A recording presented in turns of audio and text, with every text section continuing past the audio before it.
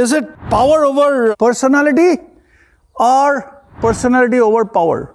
Only power can put you down in life. Our entire life is the context of Mahabharata, that Bhagavad Gita.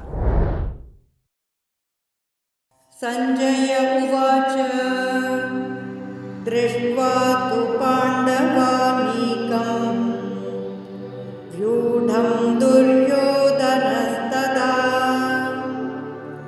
acharya upasangamya raja vachanam abravit. All right, guys. So, chapter 1, verse 2, which is the text 2 or sloka 2.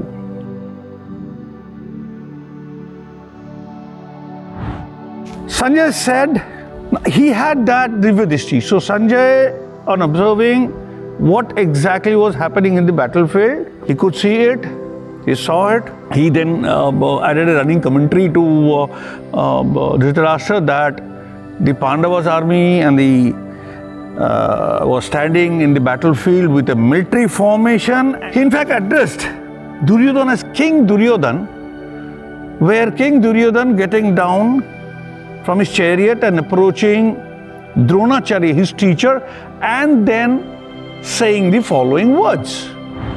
Well, Sanjay understood Dhritarashtra's concern, who actually wanted to understand and wanted to assure that the battle eventually is going to take place. Sanjay in fact tried to allay his thoughts, his worries, by informing that the Pandavas' army was standing in a military formation.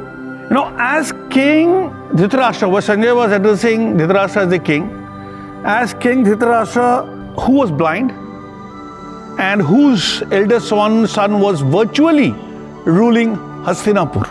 Duryodhana was described as a king who was egoistic, who was cruel, selfish, very selfish, rude by nature since his childhood. Right from the childhood, Duryodhana had a very strong negative feeling about Pandavas, where he has left no opportunity to demean the Pandavas. In fact, he was aware that to rule over Hastinapur, he actually had to eliminate the Pandavas. However, standing in the battlefield, he saw the large army of Pandavas, and somewhere seeing the large, huge mammoth army of Pandavas, he was baffled from inside. The entire gathering of Pandavas' army was actually hitting him from inside. Actually, that few factors started generating within Duryodhana,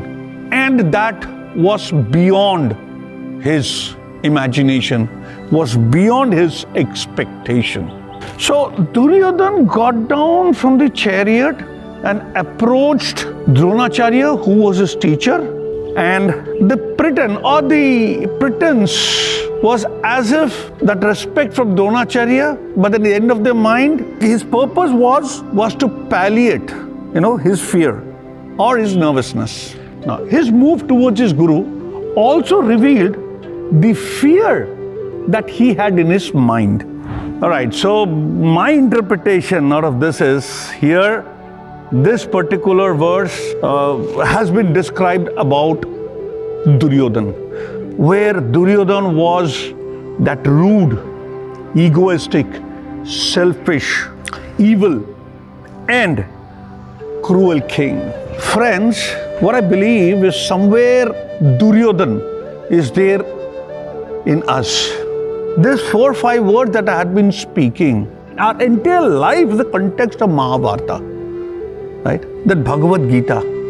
One doesn't have to learn any other chapter in life if he or she has gone through the entire Bhagavad Gita, which would transform them within completely, make them understand between negative, positive, between the good and bad, between the right and wrong. So understanding the wrong within us, those 4 or 5 words of cruelty, selfishness, then egoistic, being evil, that self-awareness within. Now, am I within the bracket of this? Now, when is that I tried using these 5 elements coming up harming somebody? So thinking this, that awareness within the mind is necessary. This 5 negative elements that I've been talking, that can never make a person successful in life. What is that Duryodhana had in him that went for his downfall? And what is that we have in our life that is pulling us for a downfall? Now, if one element out of this 5 exists within us, it's time that we start changing ourselves. Is it power over personality or personality over power? Think it over. Because power doesn't come by without personality. Only power can put you down in life. Only power is a result of all these negative elements. It should always be personality over power. So mind this 5 elements that I've given it to you. Wait for the rest of the videos. Now chapter 1, verse 3 will be following. So every chapter, every verse, you will get an insight of life from Bhagavad Gita. So stay tuned. Thank you.